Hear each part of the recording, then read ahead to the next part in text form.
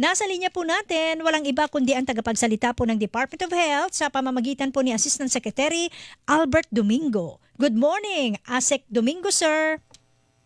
Good morning, Tuesday. Magandang umaga sa lahat ng ating mga kapuso na nakikinig at Domingo. nanonood. Hello, ASEC. Yes, hi. Good morning, Tuesday. Absensya Ayan, na. opo. Medyo nag-aning internet. Yes, go ahead.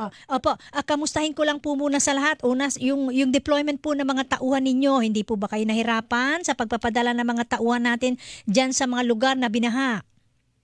Una sa lahat, Tuesday, nagpapasalamat ang DOH sa mga Health Emergency Response Teams. Ibig sabihin, yung mga nakadestino talaga doon. Ito yung mga Bicolano talaga, mga Oragon, mga taga doon na bagamat apektado ang sarili nilang mga pamilya, hindi sila nag-abandon post, no? Talagang nakakataba ng puso na they actually stayed sa kanilang mga post at maraming salamat. Yun yung Health Emergency Response Teams. Kamakailan lang, I think kahapon, no, it's parang sariwang balita sa sinabi ng Pangulo na may instructions na to deploy additional teams coming from outside. Yes. Kasi syempre, nakikita namin ang sitwasyon na mamonitor na hindi pa rin humuhupa yung tubig sa maraming lugar. So napapagod rin naman ang ating mga kasamahan na health worker. Correct. So kailangan ng relyebo. Mga additional staff, yung details ino-organize pa as we speak, no, parang overnight nagmi-meeting sila and then magde-deploy. Target is to arrive, if not today, tomorrow morning at the latest. Ayun, opo. At kasama na yan o mayroon ng mga nauna naman na yung mga gamot at equipment na kailangan dun sa lugar na mga yan, ASEC? Yes, Tuesday. Ang magandang balita is hindi naman na kumbaga na sira ang ating mga ospital. So ang mga equipment ay naroon. Meron tayong damage na na-record dun sa mismong Bicol Medical Center na nasa Naga at saka dun sa Bicol Regional Hospital and Medical Center na nasa Legazpi City. Yung dalawang ospital, bagamat naapektuhan sila ng baha, hindi naman sila nasara at fully operational, tuloy-tuloy pa rin. So may equipment tayo. Yung ating supplies ng mga gamot ay nandoon rin on-site. So may napagkukunan ng para sa reseta ang ating mga doktor. Ay, that's good to know. Ano po? Ay, ano po ba yung mga karaniwang sakit ngayon na naikukonsulta dito sa inyong mga health teams? Yes, ang nakikita natin na Tuesday sa ating mga evacuation centers, yung mga upper respiratory tract infection sa mga upo at sipon. Ayan ay siyempre kaakibat na ng ulanan, lumamig, Yes. so nagkaroon ng problema sa resistensya.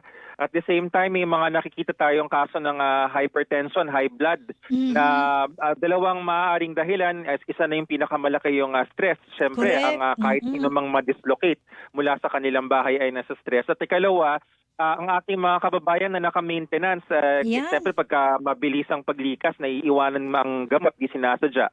So kapag gano'n, kung saan sila kumbaga natigil ng gamot, binabalik uli or tinutuloy galing dun sa ating mga supplies. Mabuti kung ganoon, ASEC, kasi syempre yan yung isa sa problema na pagka ganyang mga maglilikas na, hindi mo na maalam kung saan mo na dadamputin yung mga kailangan, hindi na iisipin yung gamot na yan. Syempre, ang unahin nila yung kaligtasan nila. So, provided naman po ng DOH yung mga kailangan maintenance medicines ng ating mga kababayan.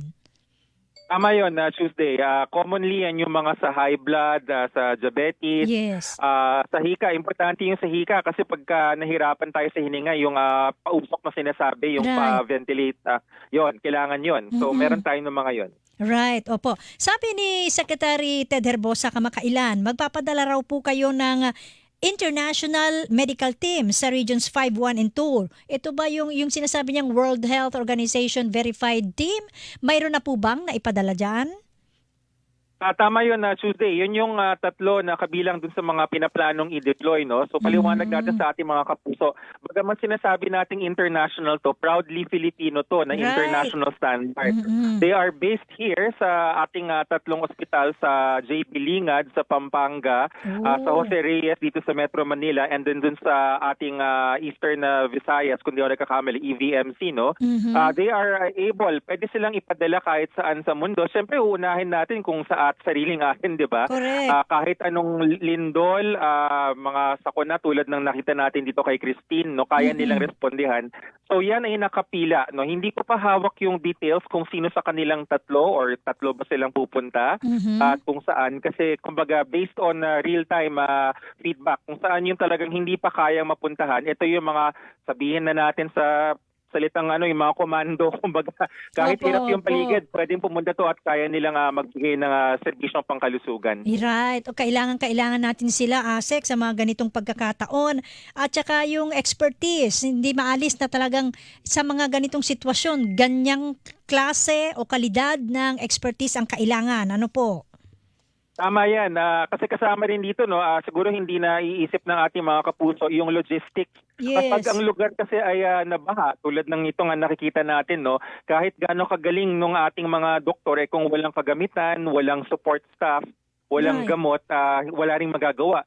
So itong mga teams na to, complete package yan na meron silang sarili nilang generator, may Ayan. sariling kumbaga mga equipment, waterproof yung mga gamit ng mga yan.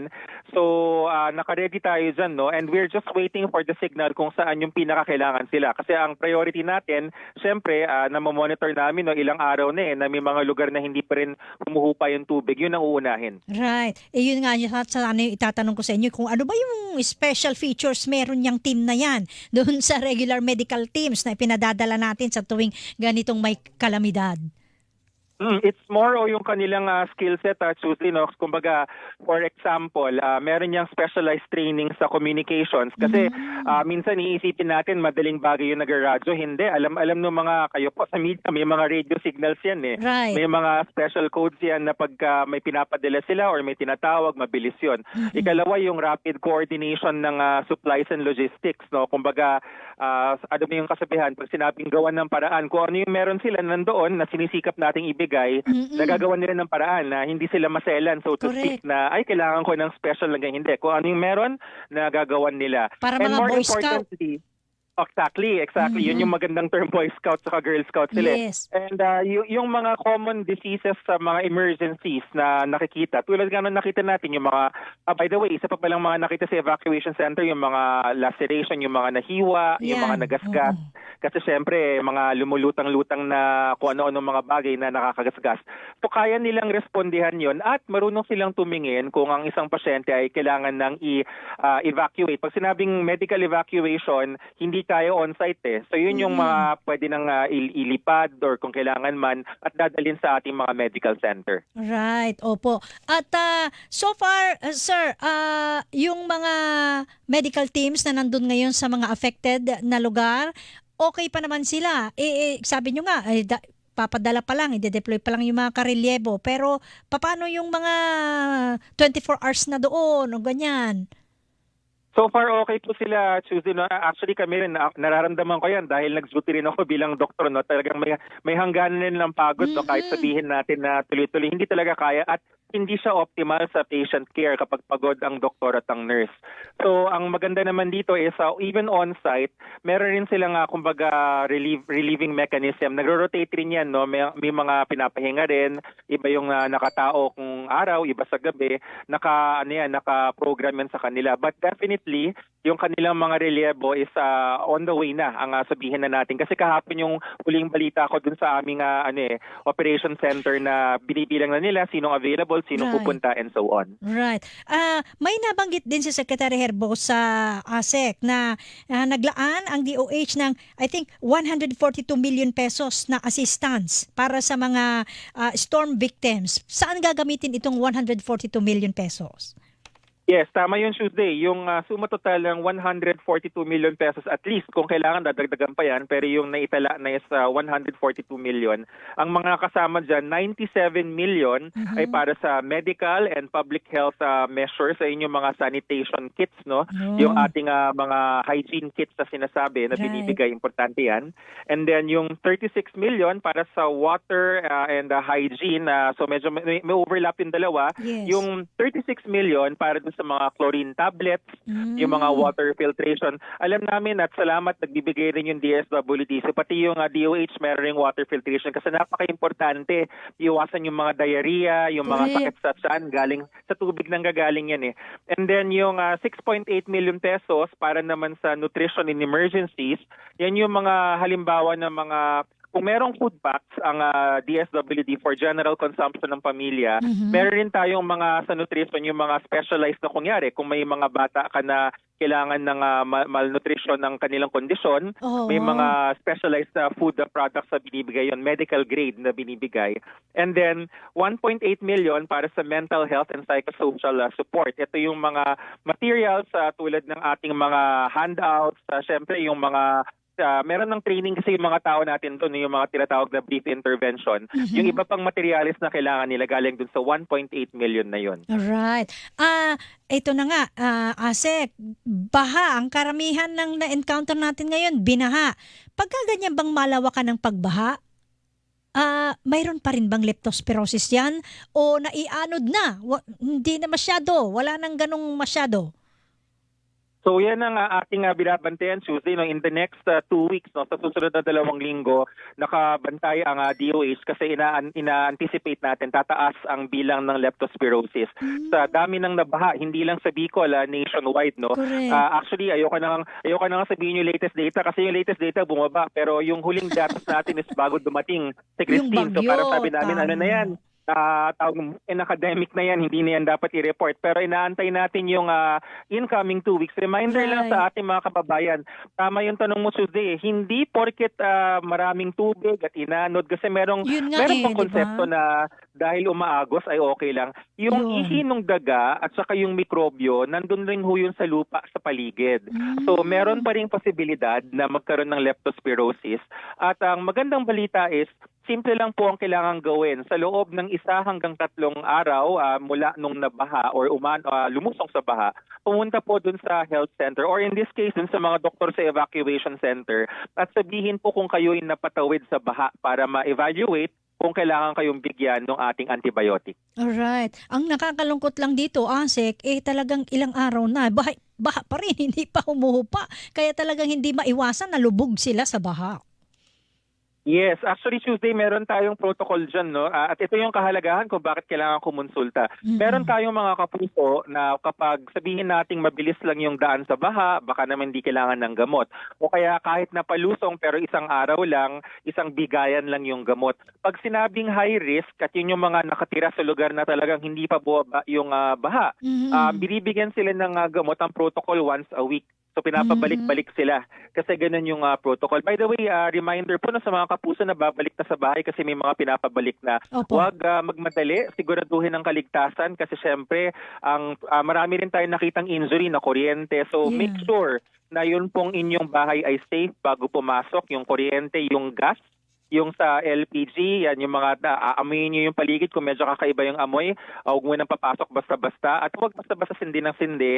Ayaw nga natin ng naninigarilyo lalo na ngayon sa ganitong panahon, baka mamaya may gas dyan, magkasaksak na tayo. Ayun na nga.